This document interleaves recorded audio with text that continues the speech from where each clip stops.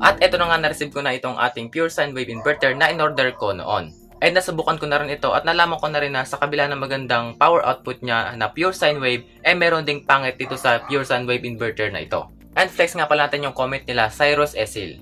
At ito na nga ang ating dalawang inverter, itong ating pure sine, itong ating modified sine wave. And as we can see naman, itong ating pure sine wave inverter is meron na siyang kasamang battery clamps at nakakabit na siya dito sa ating likod, which is removable din naman. So ayan, pwede natin siyang tagtagin at pwede rin natin ilagay, and then meron na rin siyang kasamang cigarette adapter o ito yung nilalagay sa loob ng kotse. At dahil battery naman yung gagamitin nating power source, hindi natin kailangan ito dahil ang gagamitin natin is itong ating battery clips or alligator clips. At dito naman sa ating modified sine wave, ito naman is built-in nasa loob yan. Hindi mo na siya pwedeng tagtagan kasi nga siya is nakahinang nasa loob. And next, ito namang ating pure sine wave inverter, as we can see is meron na rin siyang kasamang fan, ayan, which is para maiwasan yung pag-overheat nitong ating inverter. At ito namang ating modified sine wave inverter ay walang kasamang blower. That means kapag gumamit tayo ng malalakas na power na appliances is mabilis siyang uminit. Unlike dito sa ating pure sine wave inverter na kapag gumamit tayo ng matataas na power na appliances is automatic na nabubuhay ang kanyang blower. And ito namang ating pure sine wave inverter is meron na rin siyang battery input power display. So pwede nating makita ang voltage ng ating battery, unlike dito sa ating modified sine wave inverter na ang makikita naman natin is output voltage mismo. So magkabaligtad lang silang dalawa. So dito sa ating pure sine wave inverter, ang makikita natin ay ang voltage ng battery.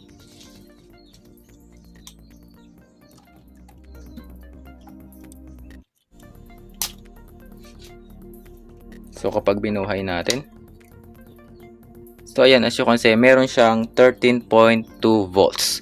So sa camera lang siya nagbi-blink, pero sa actual naman hindi naman siya nagbi-blink. And dito naman sa ating modified sine wave inverter, ang makikita naman natin ay ang actual voltage ng ating output sa ating outlet. So ayan, as you can see, pumalo siya ng 220 volts mahigit. That means yan ang output voltage natin dito sa kanyang outlet. Dito sa ating pure sine wave inverter, meron lang tayong isang socket. Samantalang dito naman sa ating modified sine wave inverter, dalawa yung ating saksakan. And as we can see, pareho silang mayroong switch at pareho din silang mayroong dalawang light indicator, which means power on at overload or fault. Yun nga lang, mas maganda ang bahayan nitong ating pure sine wave inverter kasi nga talagang compact na compact yung kanyang pagka-design. Samantalang itong ating modified sine wave inverter is medyo malaki, tapos medyo mga luwag pa yung kanyang case. Ang output waveform nga pala nito, syempre, is pure sine. Ayan, meron na siyang sine. Samantalang ito naman is modified sine or square wave. And ito namang ating pure sine wave inverter is 60 Hz. Samantalang itong modified sine wave is 50 Hz lamang. And para saan nga ba yung pure sine wave at modified sine wave at saan nga ba sila ginagamit? So dito sa ating pure sine wave inverter, ang kanyang output voltage is maganda, which is katulad nito. So yan, very smooth na smooth yung kanyang waveform or yung kanyang daloy ng kuryente, which is nandito rin nakadisplay sa kanyang casing. So ang daloy ng kanyang kuryente is katulad ng mga nasa power grid natin or yung mga electric distributor natin. Na kung saan ang ganitong klase ng waveform or ng kuryente is talagang kailangan doon sa mga sensitive na appliances kagaya ng mga motor na appliances, kagaya ng electric fans, washing machines, at kailangan din ito sa mga computers and refrigerators. Samantalang dito naman sa ating modified sine wave, although naglalabas din siya ng parehong kuryente, iba naman ang status or behavior ng kanyang nilalabas na power. So dito sa ating modified sine wave inverter, medyo iba yung kanyang waveform, which is katulad nito. At ang ganitong klase ng inverter is para lamang sa mga simple appliances gaya ng light bulbs, phone chargers, flashlights, power banks, at iba pang mga small devices. And i-measure naman natin ang output voltage itong dalawa. So unahin natin itong ating modified sine wave. So ayan, meron siyang 298 volts AC, and then try naman natin dito sa ating pure sine wave.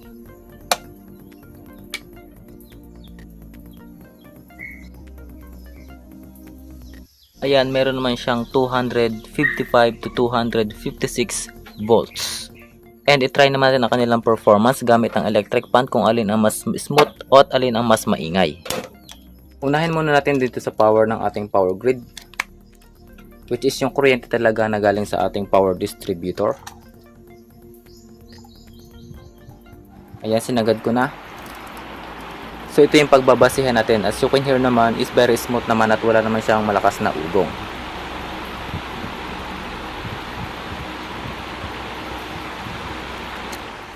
So next, isunod natin dito sa ating pure sine wave inverter.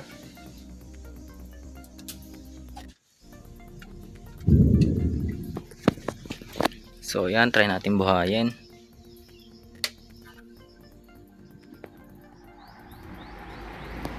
So yan, as you can hear, same na same lang naman sila at very smooth din yung kanyang tunog. Hindi siya maugong. And now, try naman natin dito sa ating modified sine wave inverter.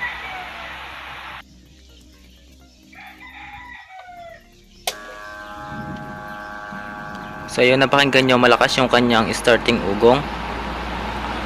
Although umiikot naman siya na maayos, same na same naman yung kanyang ikot, yun nga lang, malakas talaga yung kanyang ugong.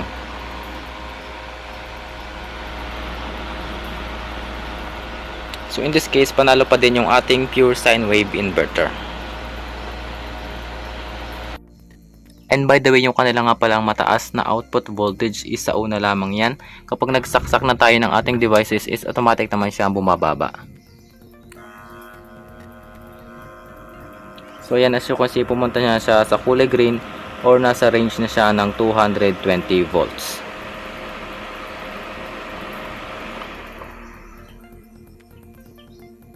And by the way, ito nga palang ating modified sine wave inverter, ang kanyang maximum output power is maximum na ang 300 watts.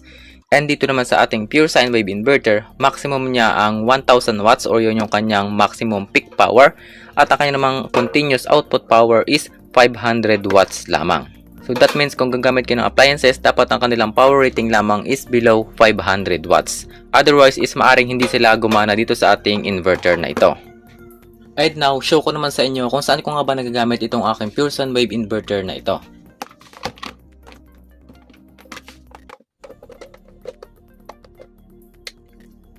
So ayan yung ating battery voltage, 13.4 volts.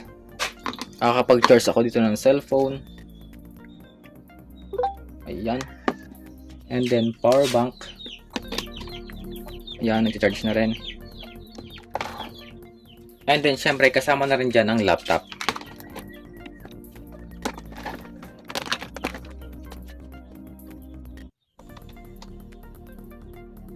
So ayan, nag-charge na siya. Ayan yung kulay niya, kulay green. And as you can see, nag-drop na rin yung kanyang battery voltage kasi nga medyo malakas sa power itong laptop. Kasi nga ito is 65 watts. And pwede rin nga pala itong inverter nito sa mga water heater katulad nito. Ito is merong 220 watts. Which means kayang-kaya naman talaga nitong ating inverter. Yun nga lang, kailangan talaga is malakas ang ating battery or mataas ang capacity ng ating battery para kayanin niya ang ganitong klase ng appliances.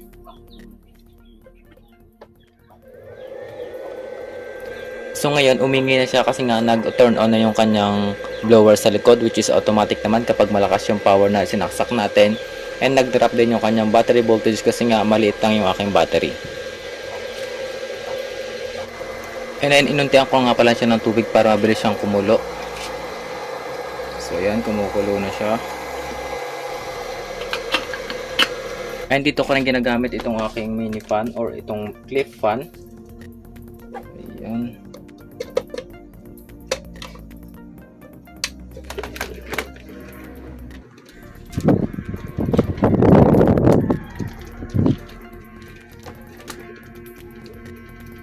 By the way, ito nga pala ginagamit ko rin dati sa aking modified sine wave na inverter and until now is gumagana pa rin. So wala naman siyang problema kahit sa modified sine wave ilagay or dito sa ating pure sine wave inverter.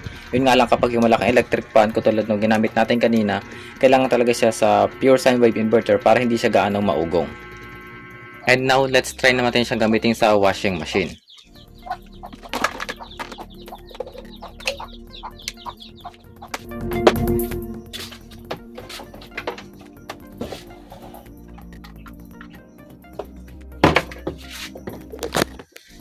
So ayan, nakasaksak na yung ating washing machine sa ating inverter. Try natin buhayin. So ayan, gumagana na siya.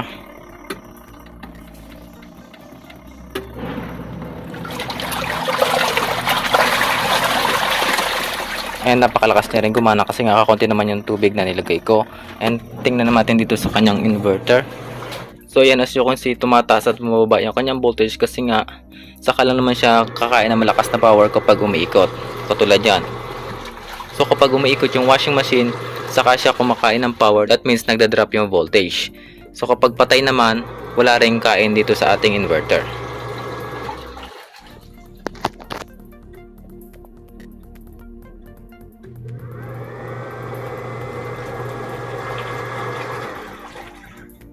So by the way, 3 times lang kapala ako nakapaglaba gamit ng inverter nito, and so far wala naman akong problem na na-experience. And ang tanong is, pwede ba natin gamitin itong mga inverters na ito sa ating mga refrigerator? Well, the answer is yes, pwede natin gamitin itong ating pure sine wave inverter sa ating refrigerator. Basta ito is maliit lamang yung power rating. For example, yung ating refrigerator is meron lamang dapat na less than 1000 watts ang kanyang power surge. Tapos ang continuous power naman nila is dapat nasa 500 watts below din lamang. Itong power surge, ito yung power na kinukonsume ng ating refrigerator sa unang bukas, which includes na rin yung mga compressors. Pero habang tumatagal is bumababa din naman yung kanilang power rating or yung power na kanilang kinukonsume, at minsan is umaabot na lamang ng 500 watts depende yan sa inyong refrigerator. Kaya kung bibili kayo ng ganitong klase ng inverter para sa inyong refrigerator, dapat tingnan nyo muna yung power requirements ng inyong refrigerator, tapos ibase nyo naman yung bibilhin yung inverter sa Shopee, kasi meron namang ibang variant nito na mas mataas yung power capacity. At syempre, pwede rin itong ating inverter nito sa mga rice cooker katulad nito. Yun nga lang, hindi ko siya nagagamit dito kasi nga maliit yung aking battery. Ito kasing rice cooker na ito is merong 500 watts na requirement para mapagana, kung kaya hindi siya kaya ng aking 50 ampere hour lang na battery. And meron nga pala nag-comment dito sa ating post na matakaw daw sa power itong pure sine wave inverter na ito. So now, check natin kung alin sa dalawa ang mas efficient pating sa power consumption. So first, unahin natin i-check ang power nitong ating pure sine wave inverter para makita natin kung gaano talaga siya katakaw sa power. So ayan, check natin. So yun, nag-power surge siya ng 1 ampere. Ang power surge natin is yung pinakamataas na power na na-record niya kanina, yung unang buhay. Try natin ulit. So yun, 1.20 ampere. So ngayon naman, habang tumatagal, ang continuous power rating niya naman is umaabot ng 0.8 ampere. 0.8 multiply natin sa 12 volts is equal to 9.6 watts. So meaning kahit na wala tayong appliances na nakakonect dito, basta ito ay buhay at nakakonect siya sa battery, is continuous siyang kumakain ng 9.6 watts, which is medyo matakaw nga siya sa battery. Kasi itong 9.6 watts na to is katumbas na halos siya ng isang LED light. That means yun talaga ang downside nitong inverter na ito, which is yung pagiging matakaw niya sa power. That means itong power inverter na ito is bumagsak na agad in terms of efficiency. And now, test naman natin itong ating modified sine wave inverter. So yun, ang kanyang power surge is 0.3 ampere. Pero ang kanyang continuous self-consumption naman is 0.28 ampere. 0.28 ampere times 12 volts, magkakaroon tayo ng 3.36 watts. So in this case, mas matipid itong ating modified sine wave kaysa dito sa ating pure sine wave inverter. At dahil nga malakas sa power itong pure sine wave inverter, ang ginagawa ko is pinag-alternate ko silang gamitin. Pag gumagamit ako ng mga hindi naman sensitive na devices kagaya ng ilaw, ito yung ginamit ko, itong mga modified sine wave inverter lamang. Kapag gumagamit naman ako ng mga motorized devices katulad ng mga electric fans and washing machine, ito yung ginagamit ko, which is itong pure sine wave inverter. In terms of performance naman, itong pure sine wave inverter is okay na din naman. Yun nga lang, talagang malakas siyang kumain ng power. And by the way, itong dalawa nating inverter is nabili ko pareho sa Shopee. So kung gusto nyo bumili, ilalagay ko yung links nito sa ating description box below tsaka sa ating comment section para mabilis siyang mahanap sa Shopee. At ito naman ang laman ng ating modified sine wave inverter.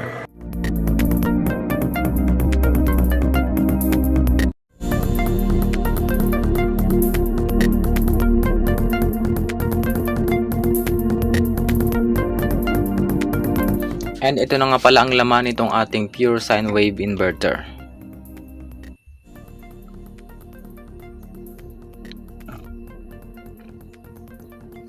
Ang napansin ko nga pala dito is meron siyang kasamang potentiometer, ayan.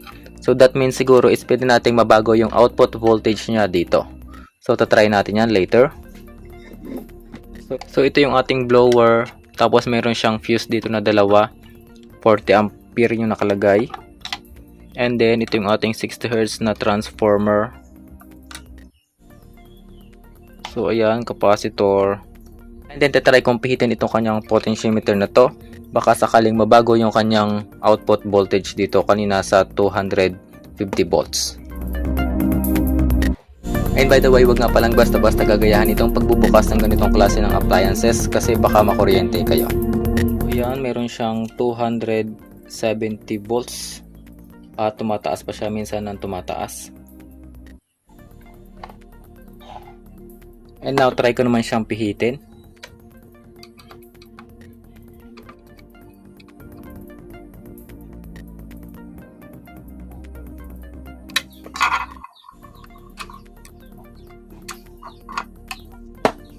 And then next.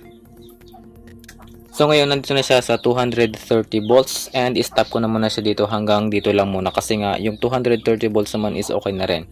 And kahit naman mataas yung kanyang output voltage, kapag sinaksakan naman siya na mataas na appliances is automatic na bumababa din naman.